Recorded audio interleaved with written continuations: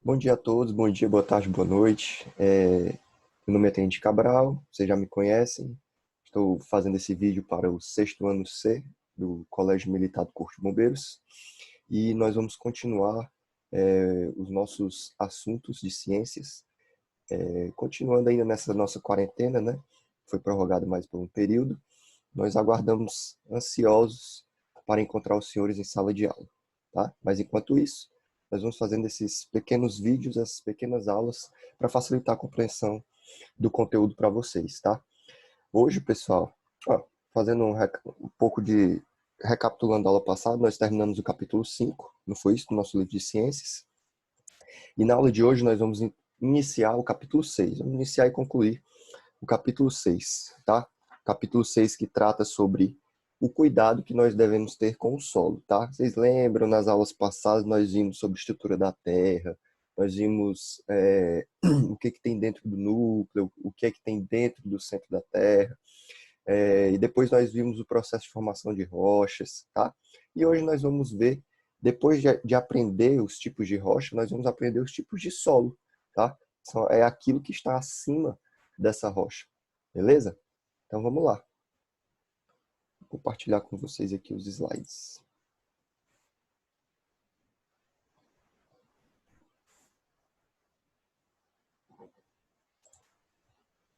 Vamos lá, pessoal. Capítulo 6 do nosso livro de ciências, cuidando do solo, tá? Agora, a gente tem que entender, antes de começar a discutir isso, a gente precisa saber duas coisinhas básicas. Primeiro, quais são os componentes do solo? O que eu vou ter nessa camada superficial para que eu chame ela de solo? Quais são os principais constituintes desse cara, desse solo? O que eu vou ter nele? E como ele deve ser preparado e cuidado para a agricultura? Pessoal, no final do capítulo, com certeza vocês vão ser capazes de responder essas duas perguntinhas desse capítulo, tá? Cuidando do solo. Então vamos lá. Primeiro a gente precisa entender como é que foi a formação desse solo. Pessoal, lembra que na aula passada eu comentei com vocês os tipos de rocha, rocha matriz, aí tinha rocha sedimentar. Pessoal, a formação do solo, ela se deu lentamente, olha só aqui, ela se deu lentamente pela ação do intemperismo. O que vem a ser o intemperismo? Eu já falei na aula passada. Intemperismo é a ação da natureza, é a ação que vai degradar essas rochas, uma ação natural, tá? Quem que vai causar esse intemperismo? O que vai fazer esse intemperismo? O, o temperismo é causado por variações de temperatura, ação da chuva, do vento, do gelo, de água de rios, das ondas do mar, que eles vão quebrando a rocha em pequenos fragmentos. E olha só que interessante, esses pequenos fragmentos que vão se quebrando a cada vez mais, vão se tornando fragmentos ainda menores, eles é que vão formar o nosso solo. Lembra, lembra qual é o principal tipo de rocha que está sujeita ao intemperismo? A rocha matriz, ela está sujeita ao intemperismo e ela vai dar origem a um tipo de rocha que nós conhecemos como sedimentar, tá? Então, aquele processo de formação da rocha sedimentar, ele também está presente até certo ponto, obviamente, no processo de formação do solo. Lembra que vai ter ação do intemperismo lá na rocha matriz, os fragmentos vão cair por ação da gravidade, vão ser carregados pelo rio e vão ser depositados no fundo dos oceanos? Pois é, quando eles se depositam, eles formam o solo. E aí, pelo processo de compactação, enfim, não precisamos voltar a esse assunto. Vai se tornar uma rocha sedimentar. Beleza? Então, pessoal, se vocês observarem aqui, eu tenho essas camadas partindo lá embaixo, no subsolo, digamos assim. Lá embaixo eu tenho a rocha matriz, que é a rocha mais dura, né? Aquela formada por minerais e tal, minerais mais rígidos. E aí, pessoal, essa rocha, ela sofre ação do intemperismo e ela vai se quebrando, olha só aqui, ó, em fragmentos cada vez menores. E aí eu chamo essa porção do solo de fragmentos de rocha. E aí cada vez menores, até chegar aqui em cima, que eu vou ter fragmentos bem pequenos que possibilitam o crescimento de vida sobre eles, que eu vou chamar isso de solo. Beleza? Então vamos para frente. E aí o que vai existir nesse solo? Pessoal, nesse solo eu tenho principalmente duas coisas. A parte mineral e a parte orgânica, tá? A parte mineral ela advém lá das rochas, certo? A rocha matriz que foi fragmentada até pequenos fragmentos, essa é a parte mineral. São grãos minerais classificados com tal tamanho, em argila, silt e areia, do menor para o maior, tá? Argila pequenininho, silt um pouquinho maior e areia um grão já bem maior do que esses outros, tá? E nessa parte mineral, pessoal, eu também vou ter no solo água e ar. Professor, eu vou ter ar no solo? Vai, tá? Se vocês observarem, a gente vai discutir um pouco mais à frente dos métodos utilizados no cultivo do solo, que é o arado, a aeração do solo, tá? Que é para eu colocar ar dentro do solo. As plantas, para elas conseguirem se desenvolver, para que a sementezinha possa germinar lá, ela precisa de ar, tá? E esse ar ele vai estar onde? Vai estar também misturado no solo, tá? Vamos lá. E aí nós temos também a parte orgânica. Na parte orgânica eu posso ter organismos vivos. Alguém me dá um exemplo de organismo vivo? Olha só, uma pergunta que eu faria na aula. Mas os exemplos de organismos vivos são bactérias, são fungos, até mesmo, pessoal, minhocas, tá? Eu posso chamar desses organismos vivos. Restos de plantas e de animais, tá? Restos de plantas, como assim, restos de plantas e animais? Uma folhinha que caiu de uma planta, um galho que caiu de uma planta, e outros organismos mortos, que esses organismos mortos, obviamente, eles vão estar no processo de decomposição por ação dos decompositores, tá? E aí, pessoal, o humus, uma observaçãozinha, para a gente já ampliar nossos conhecimentos. O que vem a ser o humus? O humus são restos de organismos mortos, ou seja, podem ser plantas ou animais, que eles estão em decomposição, que eles estão decompostos por bactérias e fungos. Então, se eu pegar uma planta ou um animal e decompor ele inteiro por bactérias e fungos, pelos decompositores, aquilo que sobrar, o que restar, eu vou chamar de humus, tá? Então vamos para frente. Olha só aqui. Pessoal, aqui é a foto de um livro que ele me traz a composição do solo. Mas perceba, esse solo aqui que ele está trazendo para vocês é só um tipo de solo, tá? Não quer dizer que todo solo vai ter essa composição, não. Tá bom? Então vamos lá, para esse tipo de solo que ele apresentou aqui para vocês, olha só aqui, que interessante.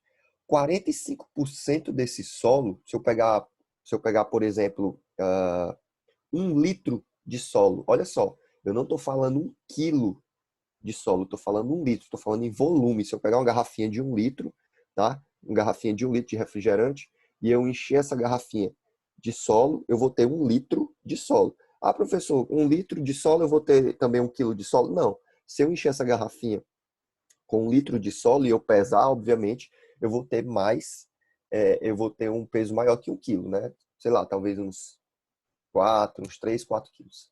Beleza? Então vamos lá. Se eu pegar 1 litro de solo, 45%, ou seja, quase metade dessa garrafinha, vai ser só a parte mineral, aquilo proveniente das rochas, tá? 25% desse solo que a gente está vendo vai ser somente ar. Ou seja, se eu pegar esse solo e compactar e espremer ele, tá? Eu vou tirar 25%, que vai ser ar, e outros 25% que vai ser o quê? Água. E somente 5%, olha só, somente 5% desse solo que a gente está estudando, desse tipo de solo, somente 5% vai ser matéria orgânica, tá? Nós vamos ver mais à frente que dependendo da composição do solo, se eu tenho mais mineral, se eu tenho mais água, se eu tenho mais matéria orgânica, enfim, dependendo da composição desse solo, eu vou dar uma nomenclatura diferente a ele, tá? Vamos para frente. Por baixo da camada superficial do solo, encontram-se os fragmentos de rocha. Olha só como a gente já viu nos slides anteriores, tá? Acima desse, aqui no nível que nós estamos, no nível do solo, no nível do mar, por assim dizer, né? Nós temos a parte do solo propriamente dito. Nessa parte do solo eu vou ter animais, eu vou ter plantas, eu vou ter seres vivendo aqui nessa região, tá? Tudo isso porque essa parte não se encontra compactada. Se essa parte aqui que eu estou passando o mouse estivesse compactada, eu não teria como esses animaizinhos aqui estarem passeando por aqui, porque seria muito rígido, né? Não sei que seja um animal que tem uma capacidade, né, de perfurar a rocha, mas enfim. E abaixo dessa parte do solo que nós chamamos, eu vou ter a rocha. Olha só, aqui, ó, entre o solo e a rocha matriz, eu ainda vou ter ó, os fragmentos de solo, tá? Os fragmentos um pouco maiores. E abaixo eu vou ter a rocha matriz. Pessoal, lembrando, essa rocha matriz, ela é a mesma rocha ígnea, tá? Ou metamórfica. Perdão, ígnea ou magmática, tá? É a mesma rocha ígnea ou magmática, tá? É a rocha que dá origem, beleza? Abaixo dessas camadas de fragmentos, encontra-se a rocha que deu origem ao solo, chamado rocha matriz. Vamos lá. Etapas de formação. Eu tenho a rocha matriz, tá? Dessa rocha matriz, ela vai sendo fragmentada aos poucos, tá? Aqui em cima vai sofrendo fragmentação, formando fragmentos de rocha. E aqui, ó, em cima já vai tendo fragmentozinhos menores. Esses fragmentos menores vão estar aqui em cima. Cada vez mais vai havendo a ação do intemperismo e esses fragmentos de rocha vão se fragmentando cada vez mais em fragmentos menores. E esses fragmentos menores é que possibilitam o crescimento de espécimes, tá? De plantas. E no processo sucessional, como nós sabemos, primeiro chegam as plantas para propiciar um clima mais agradável, para depois chegarem os animais, tá? E aqui, por fim, nós temos aqui na base a rocha matriz, acima nós temos os fragmentos de rocha, e acima ainda nós temos o solo propriamente dito, com os fragmentos, microfragmentos, tá? Tudo para possibilitar o crescimento de espécimes, o crescimento de vida sobre esse solo, beleza? Olha só aqui, que também, ó, mesma coisa. Fragmentação da rocha-mãe, diversos fatores produzem a fragmentação da rocha. E aí, sobre esses fragmentos de rocha, começam a se instalar seres vivos, como os líquens e musgos. Pessoal, líquens e musgos, eles são basicamente fungos, tá? Fungos e bactérias, tá? Que eles vão colaborar com o quê? Com a fragmentação ainda mais e trazendo para esse solo matéria orgânica, tá? Porque eles vão crescer, eles são seres vivos. Quando eles morrerem, eles vão depositar matéria orgânica. Tá? Não só quando eles morrerem, mas pelo processo fisiológico, pelo processo de sobrevivência deles, eles vão eliminando matéria orgânica ali naquele local. Depois, a comunidade biológica, ou seja, os seres vivos, vão aumentando. E os restos dos organismos servem de alimento a bactérias e fungos, que transformam em humus. Ou seja, quanto mais seres vivos vão aparecendo nessa região, mais seres vivos vão entrando no ciclo da vida. Alguns vão nascendo, outros vão morrendo. Esses que vão morrendo vão se tornando, sendo decompostos por fungos e bactérias e produzindo humus. Quanto mais humus nesse local, mais rico esse solo é. Mais fácil é das plantas crescerem. Ou seja, quanto mais humo, mais fácil dos seres vivos aparecerem nesse local. Tá? Esse humus disponibiliza nutrientes que tornam o solo fértil e facilitam o aparecimento de outros seres vivos. Passado vários anos, as alterações que ocorrem no solo se mantêm, fazendo com que o solo se torne mais profundo. Nesse solo maduro, podem se distinguir várias camadas ou horizontes. Pessoal, eu tenho diversos horizontes nesse solo. Horizontes são camadas do solo, mas nós não vamos tratar sobre esses horizontes porque o livro de vocês não trata sobre isso. Beleza? Vamos lá. E aí nós chegamos, digamos assim, na parte principal da nossa aula, que são os tipos de solo. Tá? O que vai determinar esse tipo de solo? Olha só, são esses fatores aqui. O tipo de rocha matriz, que deu origem, tá? O clima da região, quantidade de matéria orgânica, vegetação, tempo de formação, velocidade de escoamento da água. O que vem a ser essa velocidade de escoamento da água? É a permeabilidade. Por quê? Porque isso vai afetar diretamente a fertilidade do solo, porque influencia na quantidade de sais disponíveis. Pessoal, como é que é essa velocidade de escoamento e permeabilidade do solo? Imagine que você está na escola de vocês foram ali para a área onde era o campo, né? Vamos lembrar como se fosse o campo ali, onde era o pessoal estacionava os carros. E você pegou um copo d'água. Se você pegar esse copo d'água e derramar lá no campo, você vai ver que o solo ele vai absorver essa água, tá? Se esse solo absorver essa água rapidamente, eu tenho um tipo de solo. Se esse solo absorver essa água mais lentamente e chegando essa água até ficar empoçada lá um período, eu vou chamar de outro tipo de solo, tá? Isso é que é a permeabilidade. É a possibilidade da água descer no solo, penetrar no solo, tá? Isso vai afetar a fertilidade, obviamente, tá? Por quê? Porque quando a água passa, ela leva nutrientes, tá? Ela dissolve os nutrientes nela e ela puxa o nutriente com ela. Ou seja, se o solo é muito permeável, se a água consegue passar com facilidade por esse solo, quando a água vai passando, ela vai puxando os nutrientes com ela e vai deixar essa parte de cima sem nutrientes. Tá bom? Deu para entender a relação entre a permeabilidade e a fertilidade do solo? Então vamos lá. Olha só aqui, só trazendo para vocês. Eu tenho, por exemplo, o cascalho, que mede 2 milímetros. Se você pegar a régua de vocês, se vocês tiverem uma régua aí próximo, vocês vão olhar lá na régua que eu tenho uma escala em centímetros. 1, 2, 3, 4, 5, 6. E dentro de cada centímetro, eu vou ter divisõezinhas menores, tá? Os dois primeiros tracinhos aí na régua de vocês vai corresponder ao tamanho médio do cascalho, tá? Que é, em média, 2 milímetros. Já a areia, ela é metade disso, menos da metade disso, olha só, tá? Menos da metade, menor do que 1 milímetro, tá? Seria o grãozinho de areia. Olha só o tamanho do silt, bem menor ainda, tá? Quase você não consegue ver aqui. E olha só aqui o grão de argila. Nessa escala que o livro está tratando aqui com vocês, a gente nem consegue ver, tá? Nem consegue ver a olho nu aqui nessa escala. Beleza? Então vamos lá. Classificação dos solos de acordo com a proporção entre partículas de areia, argila e silt. Vamos lá. Solos arenosos. Solos arenosos, eles possuem o teor de areia igual ou superior a 70%, tá? Então, se um solo, se 70% desse solo ou mais for constituído de areia, tá? Eu vou chamar ele de solo arenoso. Qual é a principal característica do solo arenoso, além da quantidade de areia?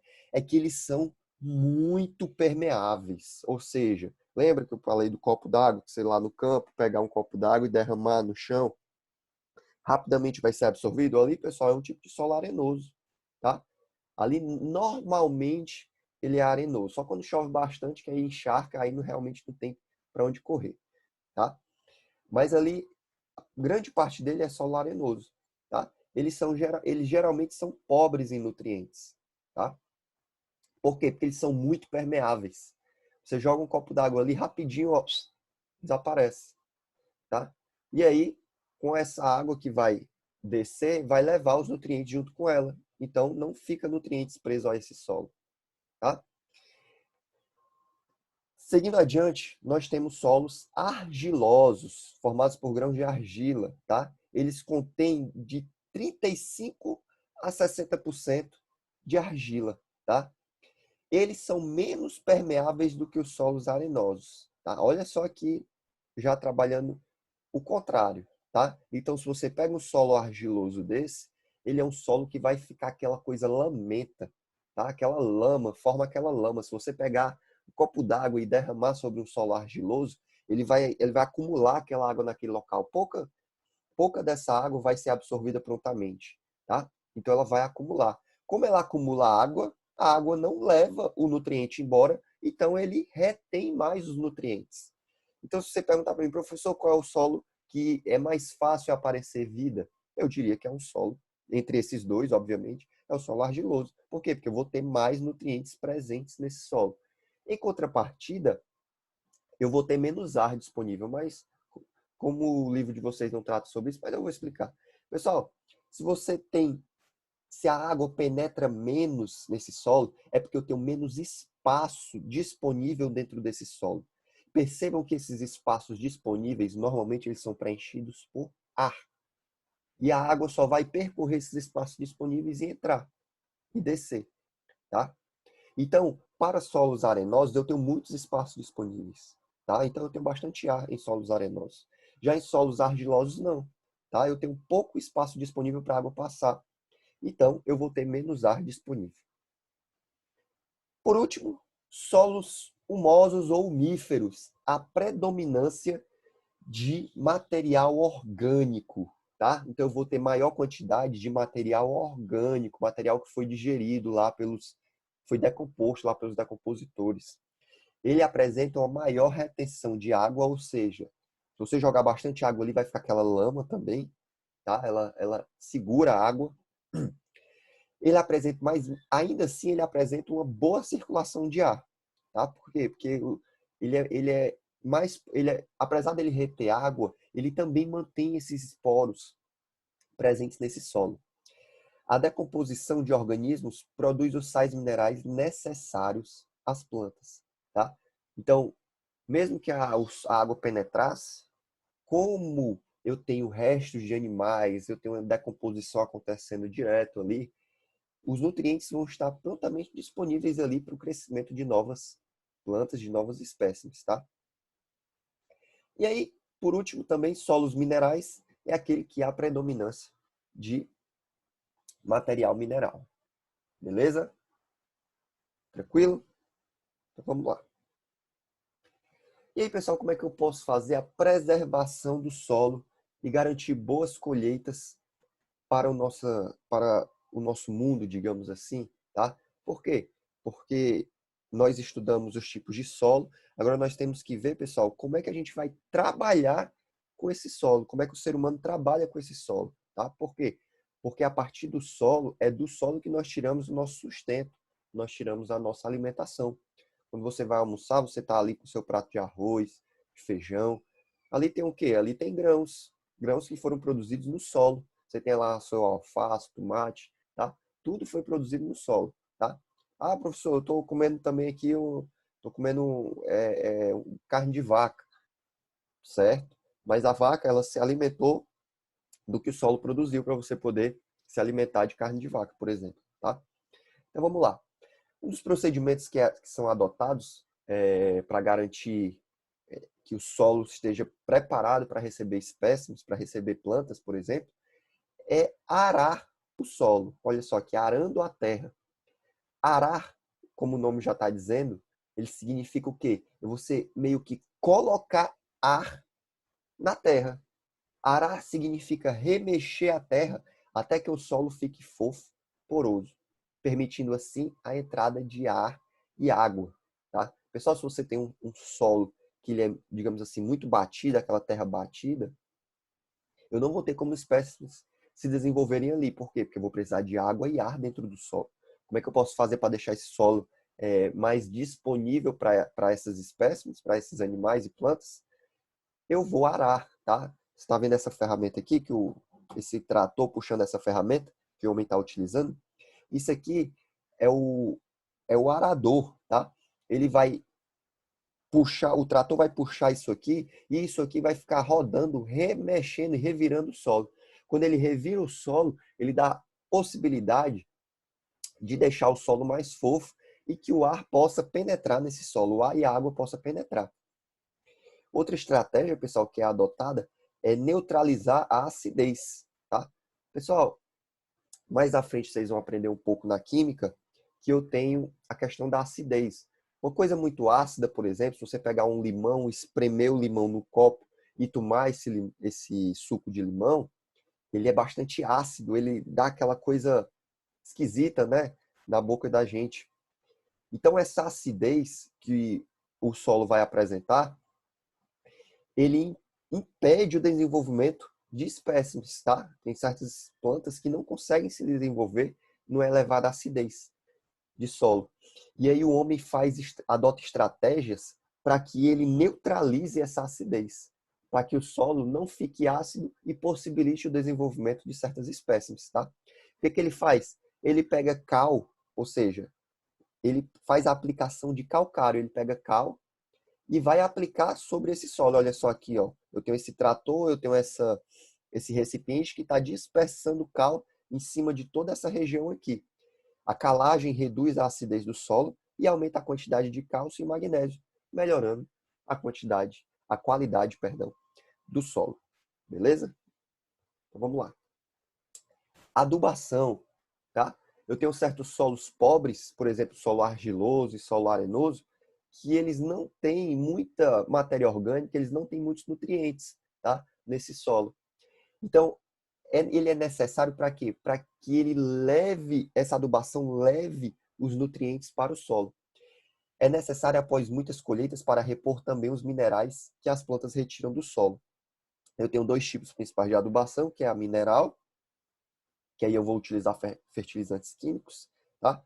Então, pessoal, quando a planta vai se desenvolver, ela retira não só nutrientes orgânicos no solo, ela retira os nutrientes orgânicos, retira água, sais minerais, e esses sais, quando você vai plantando muitas vezes nesse solo, as plantas vão retirando esses sais do solo, tá? Então você precisa repor esses sais que foram retirados do solo. Então faz a adubação mineral.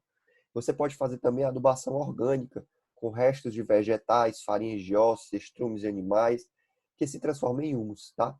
Essa adubação orgânica aqui também vai fazer, às vezes, de adubação mineral. Por quê? Porque nesses restos de animais, restos de vegetais, farinhas de ossos, eu vou ter também minerais presentes, tá? Então vai ser uma adubação mais rica. Beleza? Muitas vezes a adubação inorgânica e a orgânica se complementam, tá? Eu posso utilizar também as duas. Se eu utilizar somente uma, pode ser que ainda falte um mineral ou outro. Se eu utilizar só a mineral, eu ainda vou ter a necessidade de alguns compostos orgânicos nesse solo. Quando eu utilizo uma e a outra em conjunto, eu tenho a complementação. Eu tenho a quantidade perfeita para que eu deixe o solo totalmente fértil. Vamos lá. E aí as minhocas. Pessoal, eu tenho a presença de minhocas principalmente em solos mais que eles têm bastante humus, solos humíferos, tá? Elas são responsáveis por abrir caminhos. Lembram que eu falei? Lembram que eu falei que quando o solo tem bastante poro, esse solo tem ar nele.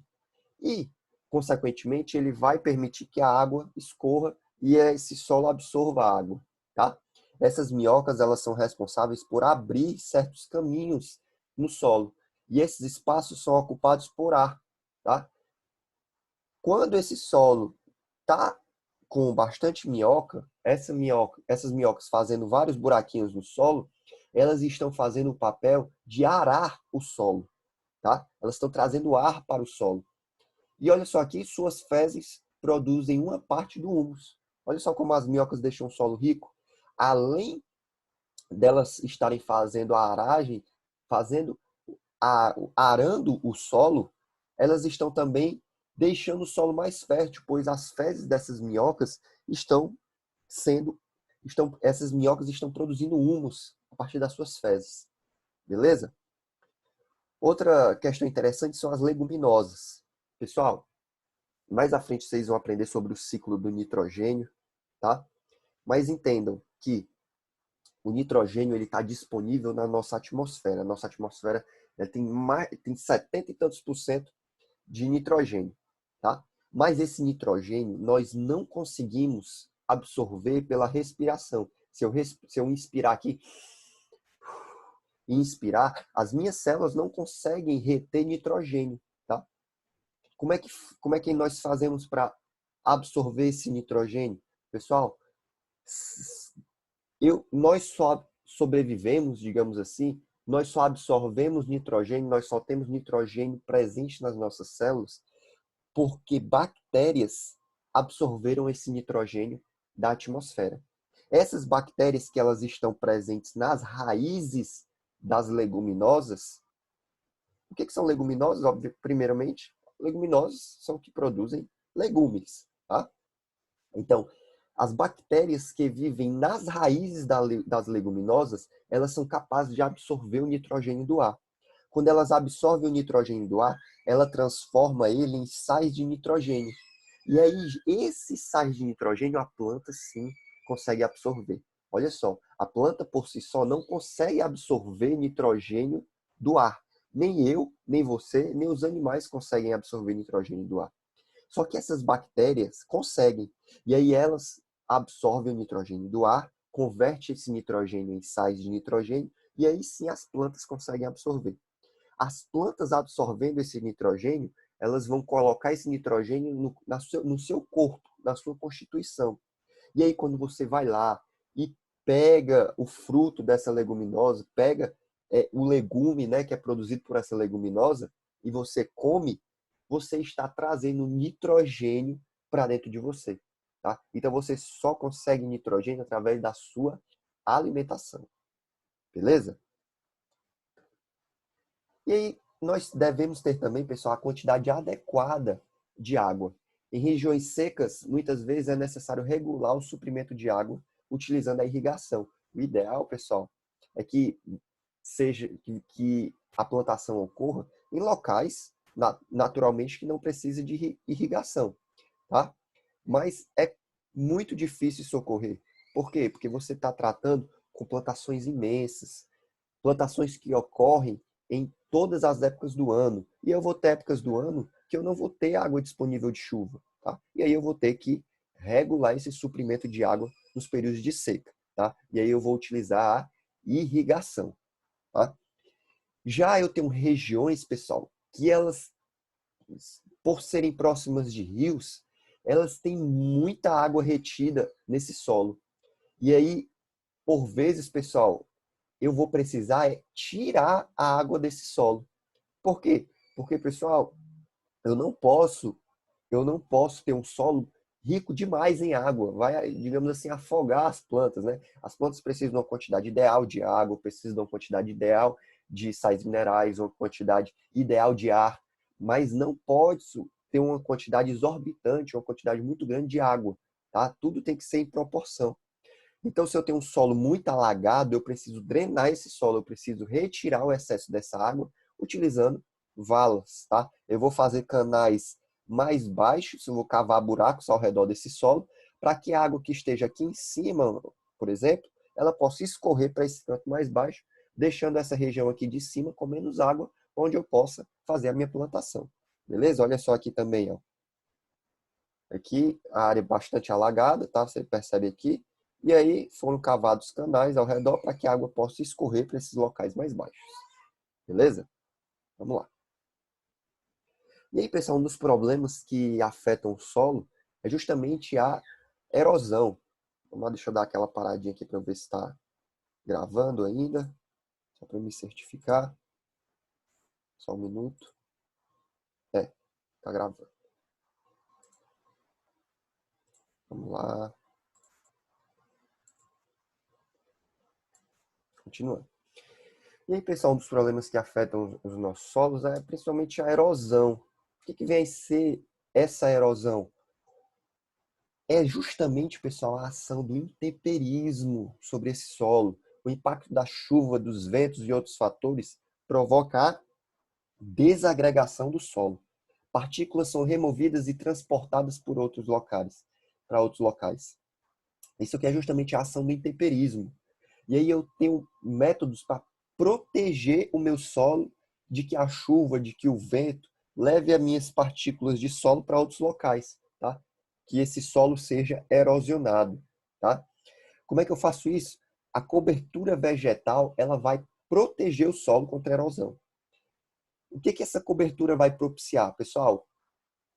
Se eu tiver um solo sem cobertura vegetal, percebam aqui nessa imagem eu tenho uma parte com cobertura vegetal e perceba que essa parte com cobertura vegetal está até protegida, né? Ela está íntegra aqui. Já essa parte sem cobertura vegetal, ela está totalmente suscetível à ação de ventos, à ação de água, tá? Quando a água cai aqui nessa região, ela corre mais rapidamente e isso leva os fragmentos de solo embora, tá? Então a cobertura vegetal, ela vai proteger o solo fazendo o quê? Diminuindo o impacto da água sobre a superfície do solo. Ela vai proteger o solo também contra o calor do sol e contra os ventos. E as raízes das plantas que estão fixadas aqui nesse solo, elas vão ajudar a segurar as partículas do solo. Beleza? Então, se eu perguntar na prova de vocês o que a cobertura vegetal vai propiciar combatendo a erosão, então vocês vão me dar essas respostas aqui. Beleza? Vamos lá. E olha só aqui como é que acontece. Eu tenho aqui, ó, a vegetação natural protege o solo contra a ação dos ventos, do sol e das enxurradas. Você percebe aqui, ó, que eu tenho chuvas, eu tenho ventos, eu tenho ação do sol e tudo aqui desse lado, olha só, está protegido por essas árvores aqui. Essas árvores estão segurando o solo. Professor, aqui não precisa ter árvores, não? Nesse local, primeiramente, não. Por quê? Porque o vento, pelo que essa foto está mostrando, o vento sopra só nessa direção. Como isso aqui é o que a gente chama de barla-vento, não vamos entrar nesses detalhes agora, não. Mas como essa região é que segura o vento, desse outro lado aqui eu não vou ter tanto vento que vá causar erosão, tá? Quando o homem faz o desmatamento dessa região, eu tiro toda a proteção que esse solo tinha, tá? Então esse solo agora vai estar suscetível à ação de ventos, à ação de chuva, vai estar totalmente desprotegido. Olha só aqui o que vai acontecendo com o tempo. Com o tempo, toda a cobertura que tinha aqui nessa região vai desaparecendo. Por quê? Porque a água vai batendo mais fortemente no solo. A água batendo forte no solo vai desagregar material, vai carregar material para baixo e aí vai deixando esse solo erosionado, tá? Vai deixando esse solo cada vez mais pobre, tá? E olha só aqui o que acontece, tá? O solo sem a cobertura vegetal, as encostas dos morros correm mais risco de desmoronar, provocando desabamentos de terra com graves consequências, tá?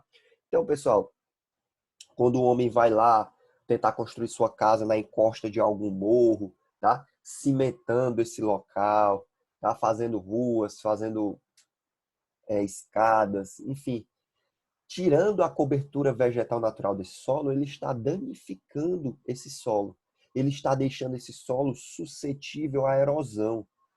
E quando eu tenho erosão num solo bastante íngreme como esse, percebam que a chuva vem, bate nesse solo, e aí a ação da gravidade puxa a água junto com fragmentos de solo aqui para baixo. Então, naturalmente, pessoal, isso é uma coisa óbvia. Naturalmente, se eu não tenho cobertura vegetal para proteger isso aqui vai desmoronar, isso aqui vai cair, tá? Então, muitos deslizamentos, muitos deslizamentos nessas encostas ocorrem porque isso aqui é construído sem uma supervisão, tá?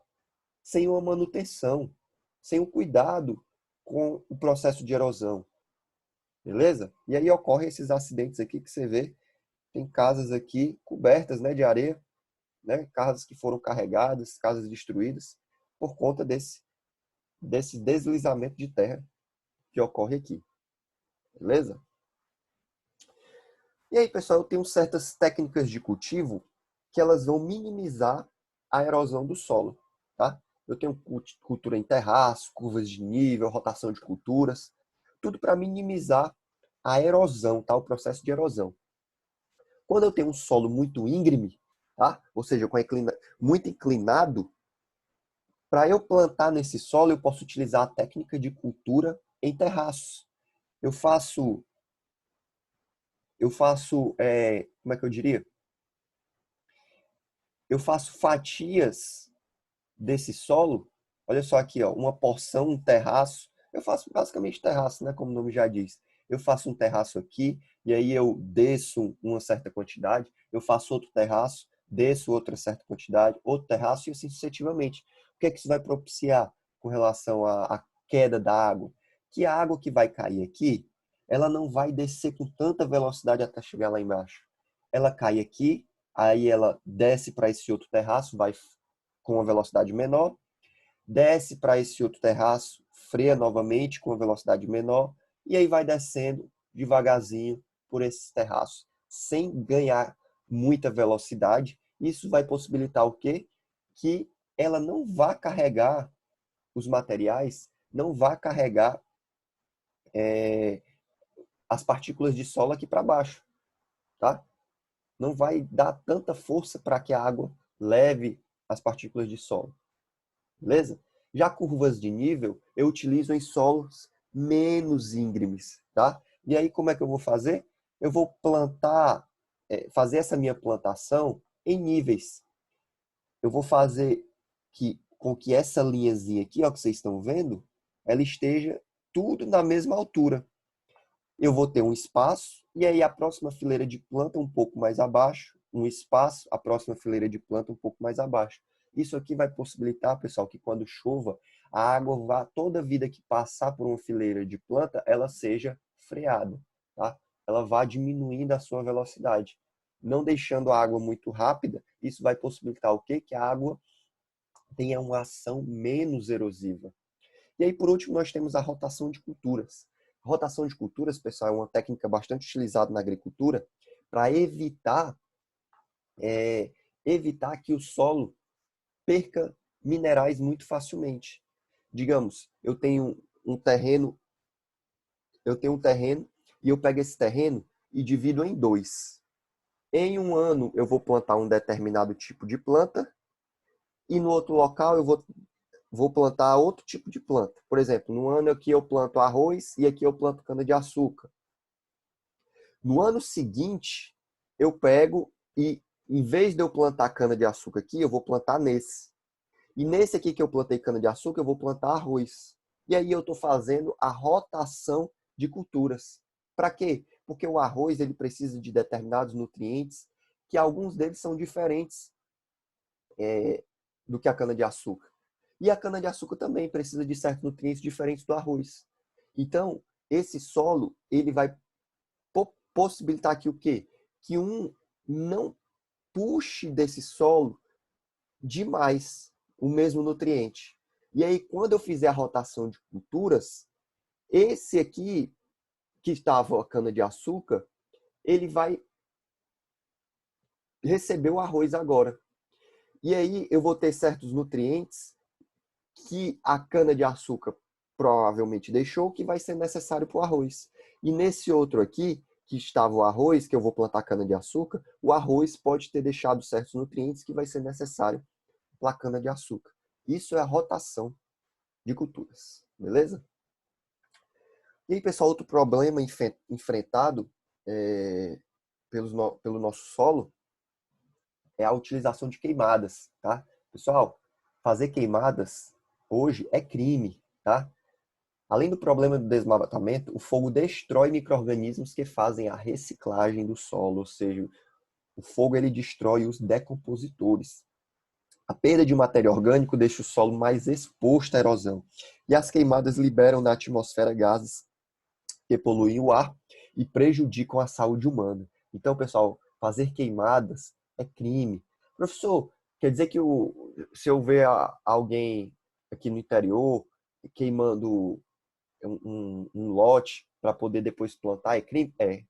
Se essa pessoa fizer uma queimada sem autorização do órgão competente, ou seja, sem autorização do IBAMA, se ele não solicitou uma autorização para fazer essa queimada, é crime, tá? Para fazer queimada, pessoal, você precisa de autorização. Essa autorização vai ser avaliada por pessoal competente. Dentro dessa autorização vai ter certas recomendações de como deve ser feita essa queimada, certos aceiros que devem ser feitos, ou seja, certos espaços que devem ter nas laterais para que esse fogo não não progrida, não passe para as vegetações vizinhas. Acontece muito por aí do cara querer queimar só uma pequena região, e aí quando ele faz a queimada se espalha, e aí quando ele vai ver, ele já queimou muita vegetação, vegetação que por vezes nem é dele, tá?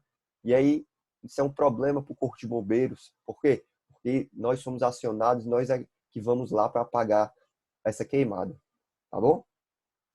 para frente. O uso de agrotóxicos. Pessoal, agrotóxicos ou defensivos agrícolas são produtos utilizados para combater pragas que atacam as plantações. Então, pessoal, essas plantas, assim como nós, estão suscetíveis a doenças, tá? Uma bactéria pode causar uma doença numa planta, um determinado fungo pode causar uma doença numa planta, tá? Não são todos, mas algumas bactérias e fungos específicos são causadores de doenças, tá? E aí o homem pode utilizar certos agrotóxicos para quê? Para matar essa bactéria ou esse fungo e impedir que essa doença se propague na sua plantação. Mas isso pode gerar consequências negativas. Por quê? Porque eu posso eliminar os insetos dessa região. Então, pessoal, o uso de agrotóxicos pode, por exemplo, eliminar as abelhas dessa região. E aí, se eu não tenho abelhas para fazer o processo de polinização, como é que eu vou ter o crescimento dessa população de plantas, por exemplo? Tá? Então, eles podem surgir populações resistentes ao agrotóxico. Essas populações que ele está falando aqui, pessoal, é populações de bactérias e fungos que podem ser resistentes aos agrotóxicos e o cara aplicar o agrotóxico e não servir de nada. A planta continua lá doente. Tá? Quando não aplicamos quantidade no tempo correto, podem causar problemas à saúde humana. Tá? E o alternativo é o manejo integrado de pragas. Como assim, professor? Pessoal, por exemplo, eu tenho uma plantação que ela está com um fungo e está causando uma determinada doença nessa plantação. Existem certos insetos que eles gostam de comer esse determinado fungo que causa doença. Aí como é que eu posso fazer? Eu posso pegar esse inseto que come esse fungo e soltar na minha plantação. E aí é um controle biológico, é um controle natural desse fungo na minha plantação, tá? Hoje, pessoal, nos supermercados, comumente nos supermercados, você vê lá a seção de frutas e verduras, ali são produtos feitos em grande escala. Possivelmente ali você tem a utilização de agrotóxicos, sim. Mas vai ter uma certa região do supermercado, uma região mais reservada, as frutas e as verduras são um pouquinho mais caras. Essas frutas que estão e verduras que estão lá separadas, que são um pouquinho mais caras, é as chamadas orgânicas.